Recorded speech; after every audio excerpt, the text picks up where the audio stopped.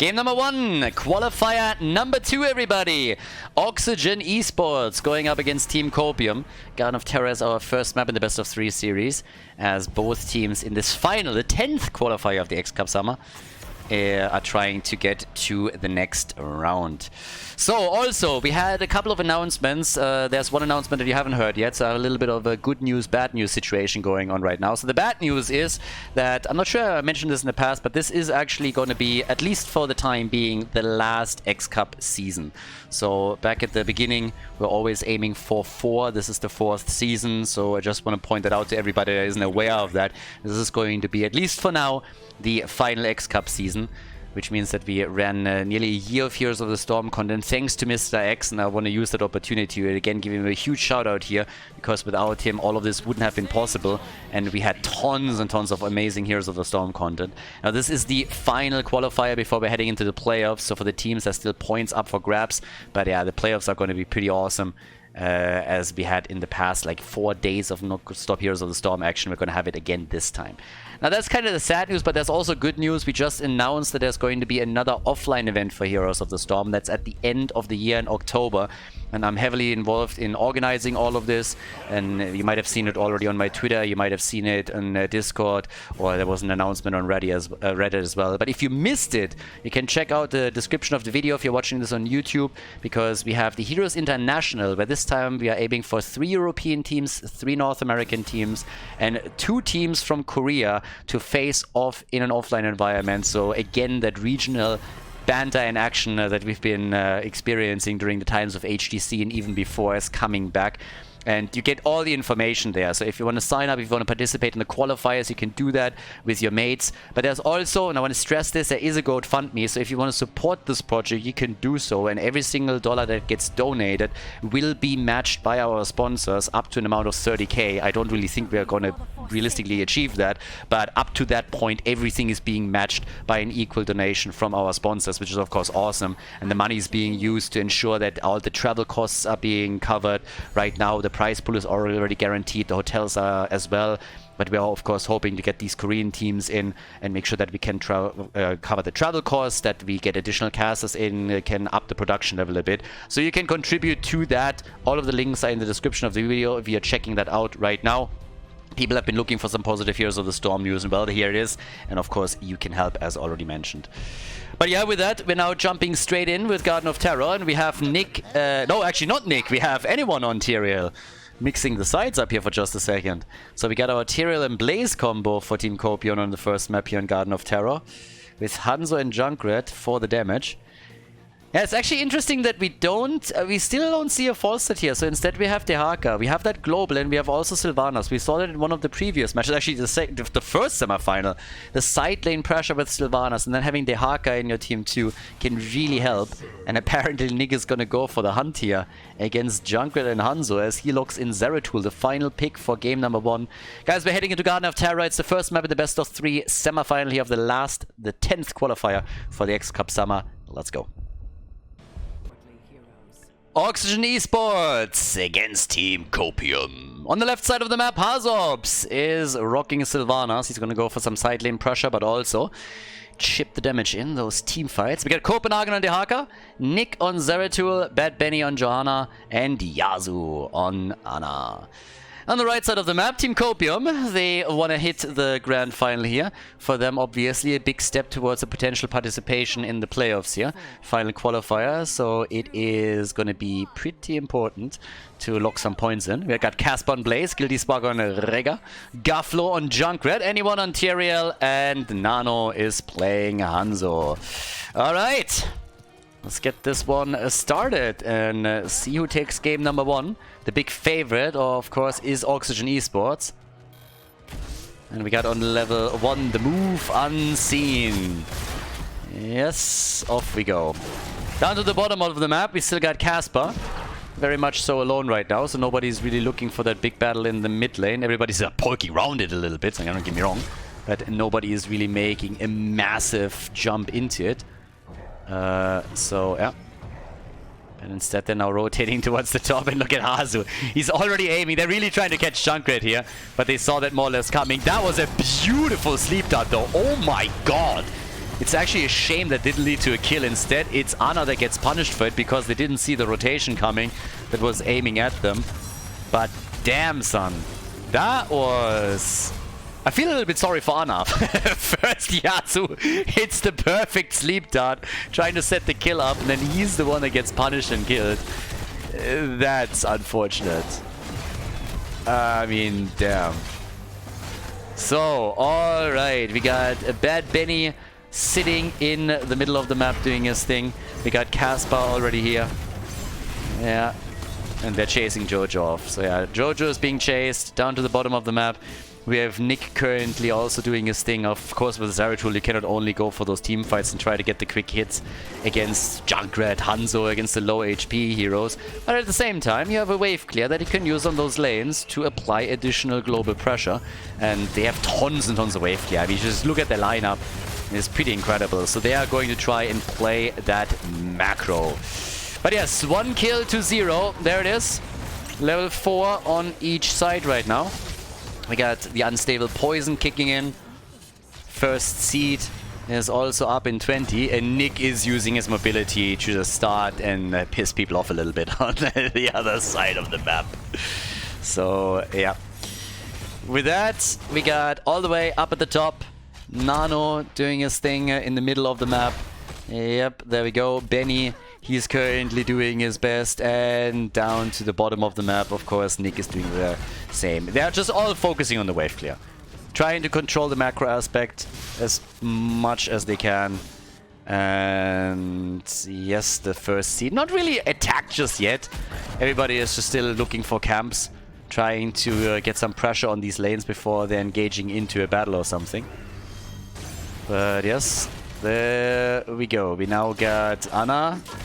Yeah, focused again. I mean, Caspar really wants to get the jet propulsion hit, but Benny did a great job shielding her, but that might just be his demise. So Benny dying for Yasu. Benny literally just blocking all the damage and all those stuns to ensure that Yasu is alive, but he pays with his life for it. Now we got Guilty Spark with a quick channel, and they get the first one, but the problem is that they are paying a price top lane, since everybody rotated away from it, so the entire wall is falling, and that's a problem. Yeah. Now Copenhagen tries to get the tongue out. That didn't really properly work for them. They got Yasu and Nick in the middle, still making sure that Junkrat at least doesn't get too much damage, but they did some serious counter pressure here as well, which allowed them to take those structures down a notch. Now with Seeker and the Dark on level 7, mobility is of course slowly starting to increase for Zeratul, so there we go. And in the middle, that's where we're now still... I mean, again, right now it's just poking. It's 2 kills to 0, but generally speaking, we haven't seen anything crazy yet. Nobody has fully committed to one of these attacks. The kills that we got were mostly flanks and people trying to rotate on a lane to gank up on a team. And this is exactly what we're seeing again. This time they're trying to move in for the camp. Nice iron skin by Benny to make sure that they're still getting that camp. Would have been a shame that was stolen away here. But there's the quick move straight up onto Nano. Couldn't get the hit there. And still the side lane pressure. Is this something that Oxygen Esports has done in one of the previous matches on Garden of Terror as well? They were always playing the macro game as best as they could. And I gotta give Team Copium a bit of credit, because this time around, they're definitely doing much better on this. So they are matching these rotations a lot better. It's still, of course, a bit tricky when you're having Sylvanas pushing together with one of these mercenary camps. But they are holding on to their outer line of defense, to their forts, a bit more. Hazu also quite low here. And for just a second it seemed like maybe they could even get a kill, but Yasu is once again on point and is getting those heal darts in. And while they are fighting at the bot lane, Nick is pressuring the top. There is a lead in experience now for Team Copium on the other hand. So there's that. And still pressure from the red team at the bot lane. They're using that 4-man numbers advantage. And Blaze is the one that has to try and stem the tide on the adjacent lanes. But it's a really interesting start into the series here. Nice drag though, and there's the kill. Beautiful. They got the kill, and they nearly got Nick. Oh my god. Zeratul. He nearly got taken down by the Siege Giants here. The Ancestral had to be used, so level 10 abilities are already available. Riptire got taken out. Nice. But Copium instantly trying to capitalize on this, and that arrow easily dodged. They definitely saw that one coming. Nano gets sniped by Yasu, and another kill as Rega goes down. And Garflo barely able to survive here, as Anna wasn't able to snipe him in the last encounter. 3 kills to 2 now overall. Might of the Nerazim is of course in. Nick can go for the damage too. Each team with level 10 abilities. And the fight is on for real. This is the 2nd seed for Oxygen Esports, so 2-1 trade. And I like it. It's a really fun game. I gotta admit that Team Copium is doing way better than I expected them to when we had this pairing for the semis. Now, of course, the blue team is still the favorite. Oxygen Esports, especially after their fantastic performance at the Masters Clash, is one of the, if not the top team in Europe right now. So it's up to Chili Mountain, to Team to fight back for their spot. But therefore, for Copium, this is an uphill battle no matter what. But, you know, maybe they are able to cause a bit of an upset here. Has happened in the past, might happen again. Nick is already aggressively looking for a kill on Junkrat. But there's nobody around that can cut him off here. You could really tell that Junkrat was like, guys, come on, I have him already to 50%. If we can just get anybody block his path, we might be in for a kill here. But didn't quite work out for them. Now instead what we're seeing is again the focus on camps. Super important when you're playing on Garden of Terror. It's such a big map that is absolutely crucial to try and get lane control through this. Steal maybe 1 or 2 away from your opponent too. But yep, that's what we're gonna get now. 13,000 damage for Sylvanas, 20,000 for Hanzo. Seed is about to be taken and they are interrupting a little bit here. But are they committing? Seems like they will. Benny at least coming in from the side now. Yeah, there's the Wailing Arrow. There's the Haka. Isolation, but the Ancestral is already out. They were able to take down Hanzo on the other hand. And Rega is also dead. Double kill for the blue team. Oxygen Esports with a beautiful execution. And that is the first Garden Terror set that is going to make it onto the map. And Sylvanas has just taken the top lane out with the help of those Siege Giants. So Garden Terrors are definitely going to do work up here, especially with the Haka now moving in. And the team has moved into the middle, and a beautiful move by Nick as he goes for Junkrat and gets the kill just as Junkrat was trying to get out of the fight. Thought he was safe. Well, think again. Nick is on the prowl, and when Zeratul is hunting, nobody is safe. Bot lane, top lane, mid lane, everything is being attacked right now. Mad momentum for Oxygen Esports as they are looking to destroy even more structures and gain the momentum in this game. 6 kills to 2. Casper, all alone and isolated, gets murdered. No chance to go for the bunker and got killed very, very quickly here. So, yes, they are taking everything. 3 forts have now been destroyed. A couple of keep walls have also been attacked. And this is beautiful play by Oxygen Esports, really capitalizing on these advantages, locking in a 2-level lead over their opponent now. Still on the same talent tier with level 13, but of course once 16 hits, that talent advantage is going to help them for quite some time to stay ahead of the opposition. And they're still having all the space in the world with the Haka as a global, with Sylvanas as a side lane pressure. They're in a real good spot here. Now at the same time, we're looking at the damage numbers. 22,000 for Hanzo against the 20,000 for Sylvanas. And yeah, 16 is nearly there. Alright, here comes the hit.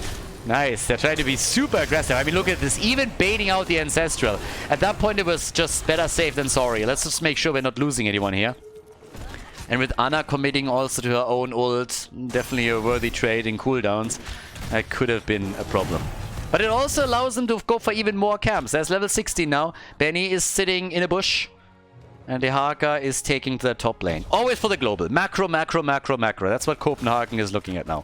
Try and create pressure on those lanes. Force somebody onto the lane to defend. And then try and push somewhere else. Which is exactly what they're currently doing. So, yeah. Siege Giants are coming through. Down at the bottom of the map, we got level 16 as the big advantage that allows them to make these aggressive plays now. With the elongated tongue, with the sentenced to death. And Sylvanas, of course, also with her Will of the Forsaken. So they're trying to take the kills here. Oh, Nick! Holy hell! That nearly backfired for them. But he's alive. And he's hiding again. While the Haka is pushing at the top. So the Haka is trying to take the last tower down, which means that the keep is now fully vulnerable. Now Copenhagen has to, of course, move away here because the rotation is coming. But Junkrat has been taken down at the bottom of the map. They're still trying to go for the hit here, but can't. And the bot lane isn't safe either. No. With Ana getting the first kill, what we're seeing right now is still a bit of a play for the next wall. Now, seeds are popping up on the map again. 8 kills to 2. Copium has 1 seed. I mean, it's a tiny advantage over Oxygen Esports on the objective, and I think it's going to be negated with this one. But you can see how aggressive their position is. They're stealing away camps. Little that Copium can do about it. They don't want to be too aggressive here. They know that they have to wait until they get level 16 before they're in... before they can contest anything, really. They can try and set up a gank against the hero, but they won't be able to go for a big team fight without their talent. And finally they have it. So now they can be a bit more aggressive on the map. Take some camps, move out, and we'll see if they can. 8 kills to 2. And they're taking some siege giants up, some thingies at the top. The night camp at the top. So siege giants is destroying a few more towers. Yeah, the pressure is still on. And as expected, the seed has been taken by Oxygen. The next one is already spawning at the top side, so now one of the two teams is going to take the lead there. Sylvanas coming in for the next wave. Has to destroy this one too. And Benny is ready. As the bottom is still being pushed out here. So, here we are. And with that, we now got Nick sitting tight. So, what are we getting for the red team? Is it going to be a seed? Is it going to be a victory? Or are they going to fall farther and farther behind? You can already see their problem on the minimap because the Haka is now doing exactly what we expected from him. He side lane pressures, moves in, but he already escorted a wave towards the keep. They get the kill on Rega. And the arrow, yes, it connects, but I don't think they can follow up on this. The essence already popped on the Haka. He gets the drag, and that might be the end of Tyrael. He has to sank it up here. Everybody else is low, and Nick is on the warpath as he takes 2 quick kills. They go for the triple. 3 heroes down, and only Casper survives. The top side keep fully exposed. But look at that fight. I mean, that was just absolutely beautiful for them. So the Sanctification comes in, Zeratul gets the kill, comes in with the second, and then they're also dropping Tyrael. So now the keep is getting attacked. They're dropping it with ease, and they have level 20. As Rega is making his way back into the game, they're trying to end it all and move on to the second map of the best of 3 series here in the semi-final. Oxygen Esports taking down Team Copium on Garden of Terror. 12 kills, 2-2. And game number 1 goes to the blue team as they are locking in a victory on Garden of Terror. Before we head into game number 2, make sure that you subscribe to the channel if you haven't done it yet so you don't miss out on any future content here on Khaldor TV. Two-Man Spider Queen, map number 2. Oxygen Esports has taken the lead against Team Copium. And now we're headed for the second map of the best of 3 series. Now, in the grand final, we already have the Bang Bush waiting for their opponent. And we'll see which team of the 2 that we have in front of us right now will get there. Oxygen Esports, of course, the favorite and also in the lead now. So they're going to try and make this a 2-0. First thing that happens is get the hammer out here. Nobody wants to deal with Sergeant Hammer anymore. Especially when Oxygen Esports is involved here, so yeah. And Junkrat gets taken care of too. It's obviously a little bit of a different map in the sense that it's much smaller, so rotations can be very aggressive. You can do a lot with mobile heroes, let's say Genji for example. Rotating between the lanes is super dangerous if you're ganking up on the opponent. Lucio, again, I would assume that Lucio gets banned. At least most teams don't want Yasuo to get Lucio, and this is another good map too. So off we go. We got our final picks, or final bans coming in. Let's see. What are we getting from them right now?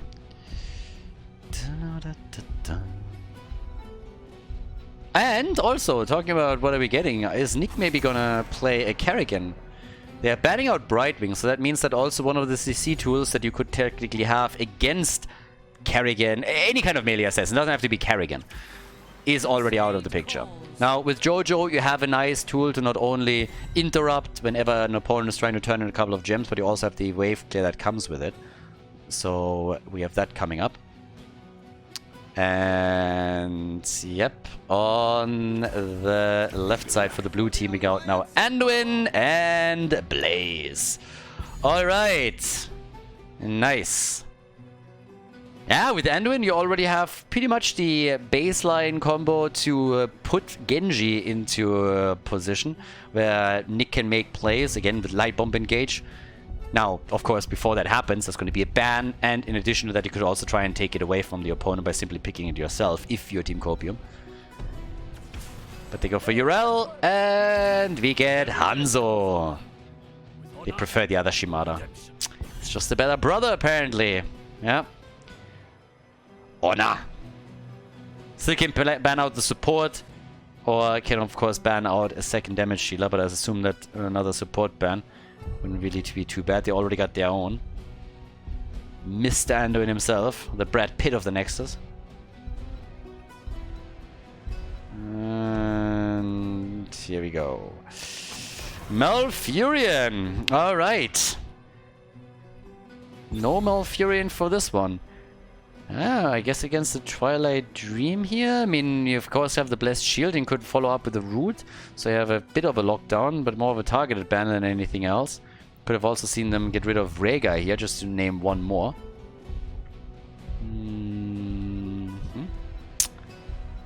And here comes the final one. The ban against Tyrael. Okay, yeah, Tyrael obviously works too. I mean, we all know how Nick played at the Masters Clash with Tyrael. That one was pretty sexy too. The side lane Tyrael as a melee assassin. But look at this, it's Blondie time again. We got Jaina from Hazu and Medivh. This is the second time now that Nick plays Medivh. And the last time, he really convinced me. I was very skeptical when I saw him lock the hero at first. And I was like, well, really, Medivh? Not quite the type of player that I would associate with Medivh. But Nick really, really performed. So, not too shabby.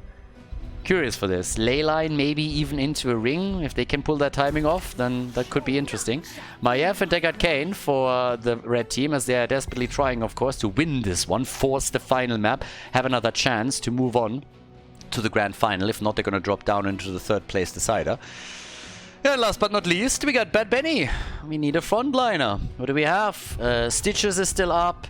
Muradin is still up. Garrosh, Diablo. I mean, World's your oyster at this point.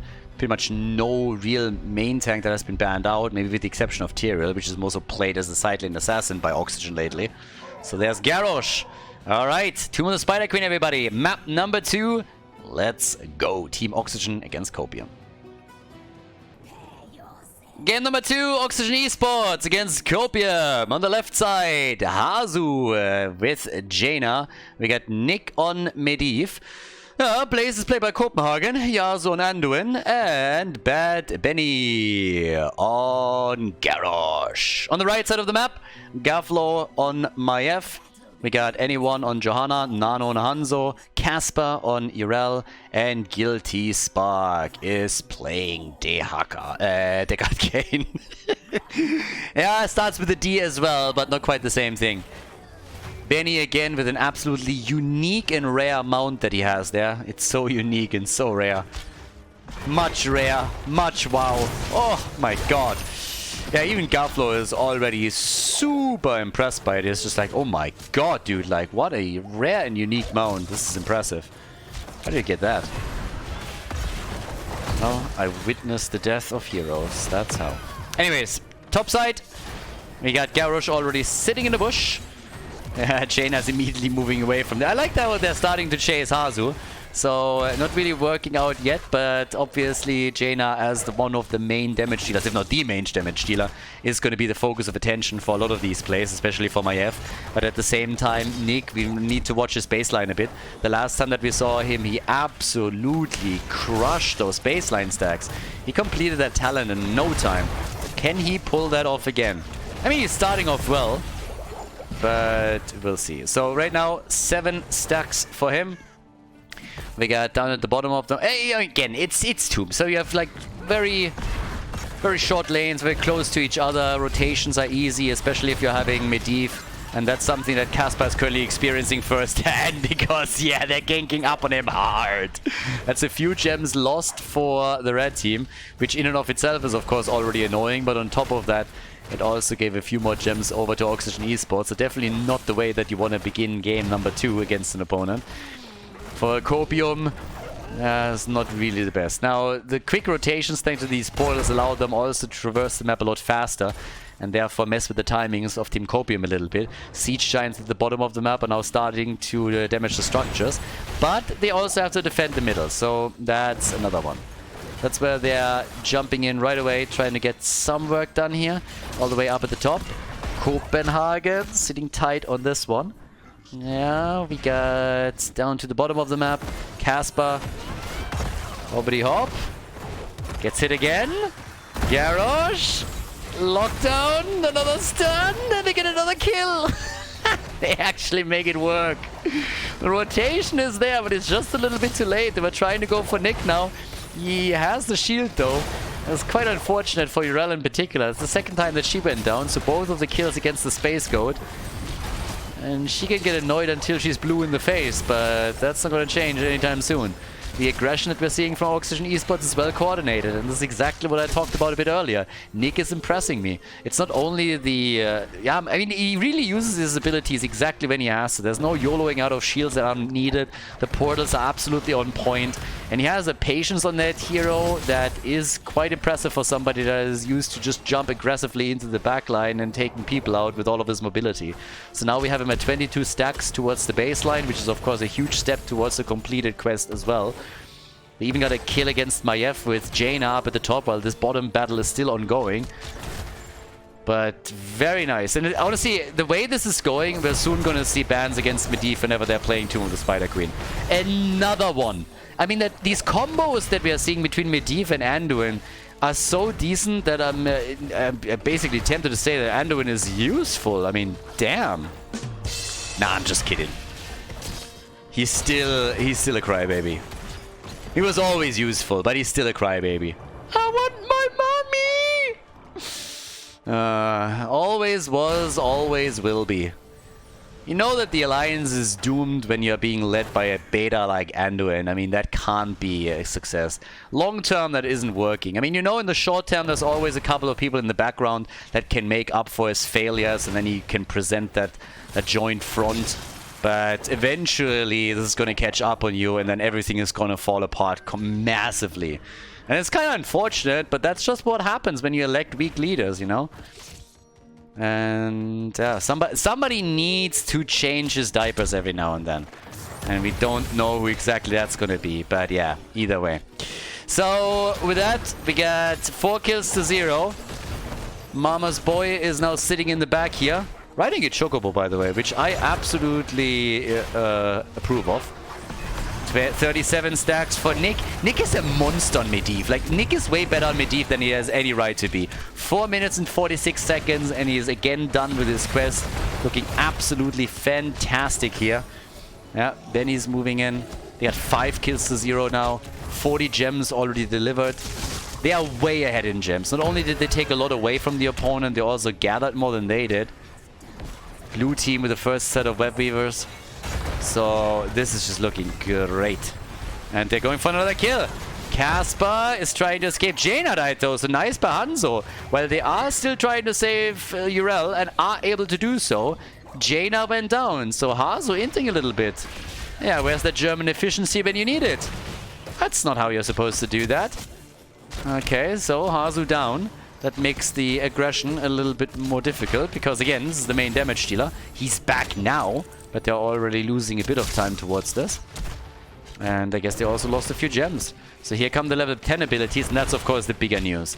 Now you got Leyline, you got Decimate, you got the Ring of Frost. Nick is already looking for potential moves with his... Oh, 40 gems on Jojo. Team? No! 40 gems down the drain, and they're just daring them to make a move for them. Those gems are gone. Oh boy, that fucking hurts. They're losing Deckard Cain too. The old man gets murdered. No level 10, no hope. Yes, they didn't take a 4 down right away with the Web Weavers, but those 2 kills were more than worth it. That's the majority of gems gone, and Maiev, I mean, she needs Google Maps because she has definitely lost the plot here. Totally lost on the map. Apparently, she's currently auditioning for the Lost Vikings or something. But that's Maiev down, and we're looking at 8 kills to 1. And boy, are they pulling ahead. Woo! They got another turn-in opportunity, and they denied so many gems to Team Copium that they couldn't get a turn-in even if they wanted it right now. We got the Blessed Shield, and we got the Meme Strike. Full meme plays by Nano here. He wants the cooldown reduction. Bold play, my friend. Because at this rate, level 20 might not be achievable anytime soon. That's the bigger problem here. Oh boy. So, off we go. We got, yeah, Khaldor again with this Maiev trying to flank in here. Medivh. Oh! For a second, it looked like Nick might get caught. They tried to portal control with Deckard Cain, but it was a bit late. The cage is down. It's a cage fight, baby. Triple connect. Light bomb. Oh, everybody is YOLOing their ult out. Nice ring, but Deckard Cain is still slowly walling away here. He wants his pudding. Oh, what a save! Yasuo, you fucking monster! Hey, if you are on the red team, you hate that guy. It's just like this Yasuo fella, screw that guy. Beautiful save on Jaina. That was sexy as hell. As much as we're memeing Anduin and the character, the hero itself and his abilities, if you have a good play on him, whoo, that are some sexy plays. Nice. 8 kills to 1. Level 12 to level 11. And here's the move again for Jojo. Anyone gets slowed already. Can they connect another one? Nah, not yet. Jet Propulsion didn't connect either. They could finish that turn in on the other hand. Bennu, the Blessed Shield, and the Bunker. Blessed Shield, Bunker, and Jojo is in trouble. She's not the only one. Nice arrow, but Khaldor is low. So is Garrosh, but on the other hand, they are forcing Yrel to pop her ult here, so not too bad either. And again, Ring with a double connect. Yeah, lots of aggression in the mid lane right now as Copium is really trying to make a play, but I'm not sure they can. There's too many stuns around. Hanzo dies, and they might even lose Jojo at this point.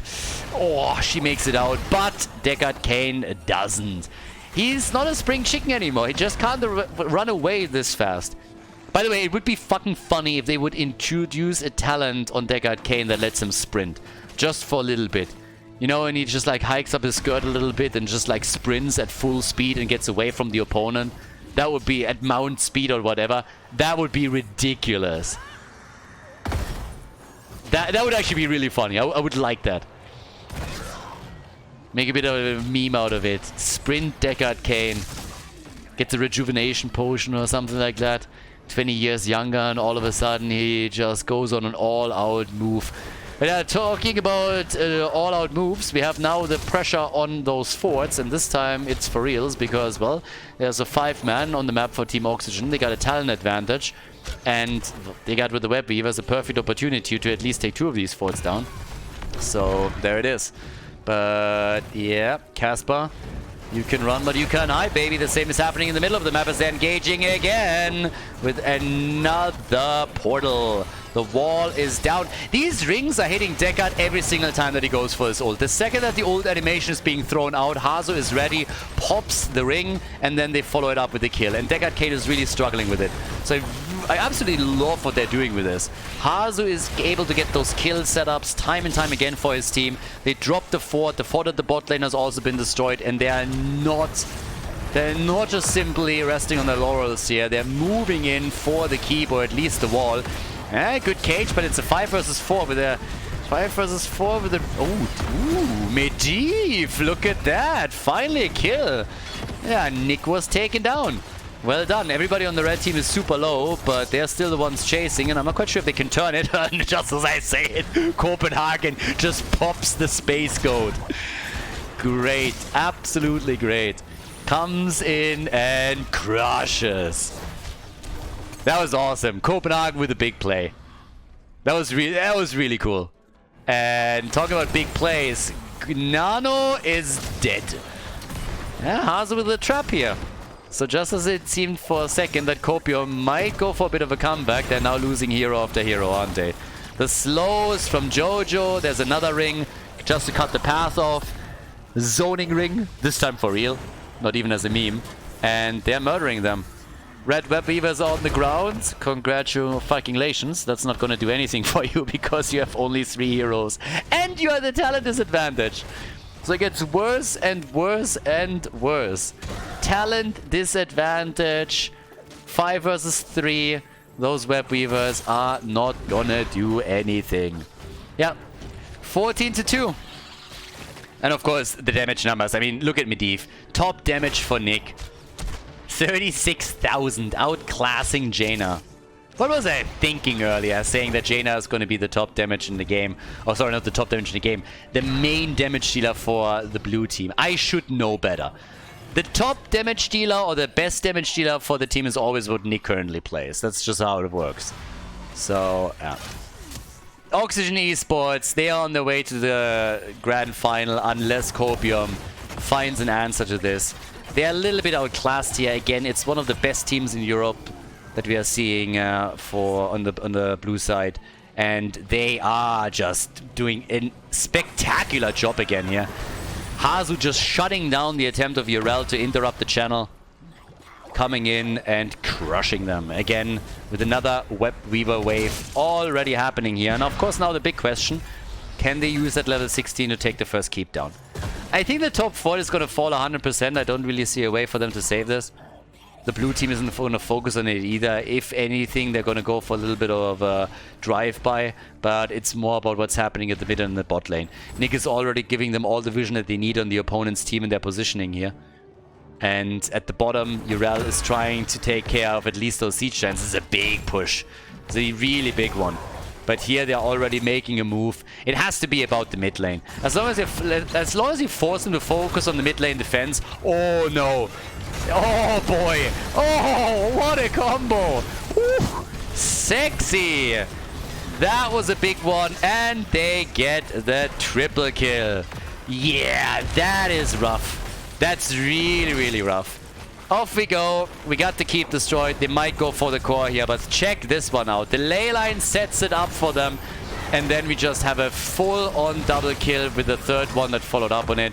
They're going for the full 5-man wipe. Casper is the only survivor. Yeah, scratch that. He gets killed too. Another keep is about to fall. The top keep gets attacked too. This is the grand final for Oxygen Esports. They take down Team Copium with a 2-0 at the semi-final of the last qualifier for the X-Cup Summer. And that leads to a match between the Bang Bush and Oxygen Esports in the grand final of this qualification tournament. GG and well done, Oxygen Esports, with another stellar performance. Well done.